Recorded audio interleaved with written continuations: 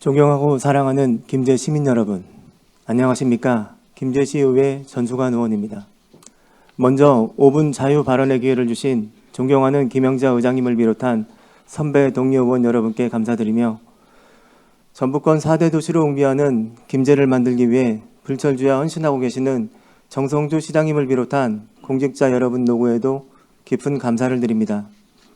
또한 소중한 시간을 내어 참석해 주신 언론인 관계자 여러분과 실시간으로 시청하고 계시는 시민 여러분께도 감사드립니다. 옛말에 한 아이를 키우려면 온 마을이 필요하다고 합니다. 마을에 아이가 태어나면 대문에 숯이나 빨간 고추를 매달아 새 생명을 알리며 온 동네가 기쁨을 함께 나누던 풍습이 있었습니다. 아들, 딸 구별 말고 둘만 낳아 잘 기르자. 하나 낳아 젊게 살고 좁은 땅 넓게 살자 등 공익광고로 출산을 지향하는 홍보를 하던 시절도 있었습니다. 그러나 지금 우리나라 현실은 어떻습니까?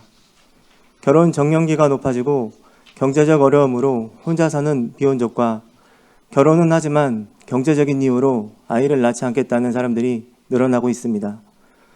통계청 출생 통계를 보면 2016년 출생자 수가 40만 명대로 떨어졌고 2019년 30만 명을 간신히 유지하다가 지금은 30만 명 아래로 떨어졌습니다.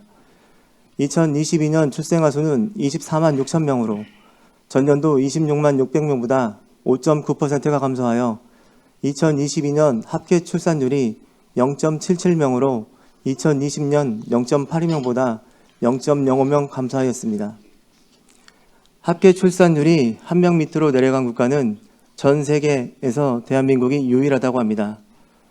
합계 출산율이란 15세에서 49세 가임 여성 한 명이 아이를 낳을 것으로 예상하는 평균 출생아 수를 뜻하는데 결국 우리나라 여성 한 명이 아이를 한 명을 채 낳지 않는다는 의미입니다. 2021년 12월 통계청 발표에 따르면 2020년에서 2070년까지 장래인구 추계를 통해 감소세가 지속된다면 합계 출산율은 0.52명까지 떨어질 수 있다고 합니다.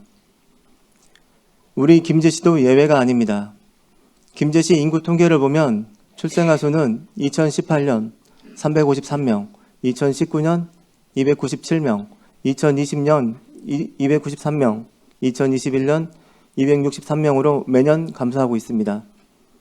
이런 시점에서 본 의원은 다자녀의 개념을 세 자녀에서 두 자녀로 재정립해야 한다고 생각합니다. 김제시의 경우 다자녀 지원 사업이 대부분 세 자녀 이상이다 보니 소수 세대만 혜택을 받고 있습니다.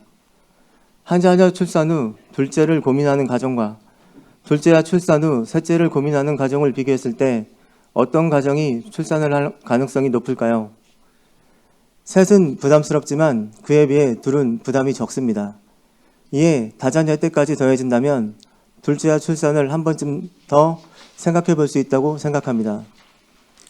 세 자녀, 두 자녀는커녕 한 자녀도 갖지 않거나 한 자녀를 낳고 키우다 보니 힘들어 둘째아를 포기하는 이러한 현실에서 세 자녀 이상의 가정에만 다자녀 정책을 지원한다는 것은 현실을 반영하지 못한 뒤처진 정책입니다.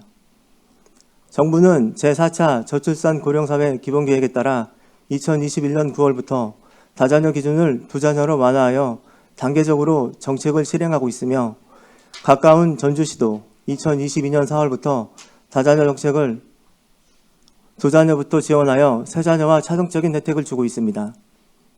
이에 본 의원은 우리 시도 더 많은 가정이 혜택을 받을 수 있도록 다자녀 기준을 3명에서 2명으로 완화하여 인구 유지는 물론 저출생 문제 극복과 부모의 경제적 부담을 줄여주어 더 살기 좋은 김제가 되었으면 합니다. 예산이 문제가 된다면 정책에 따라 두 자녀 가정과 그 이상의 가정에 차등 지원하거나 사업별로 기준을 정하여 실행한다면 충분히 가능할 것이라고 생각됩니다. 다자녀의 기준을 세 자녀 이상이 아니라 두 자녀 이상으로 정의하여 다양한 혜택을 부여한다면 지속적으로 감소하고 있는 출산율과 김제시 인구 증대의 체감도는 높은 정책 지원이 될 것입니다. 이에 대한 집행부의 관심과 적극적인 행정을 촉구합니다.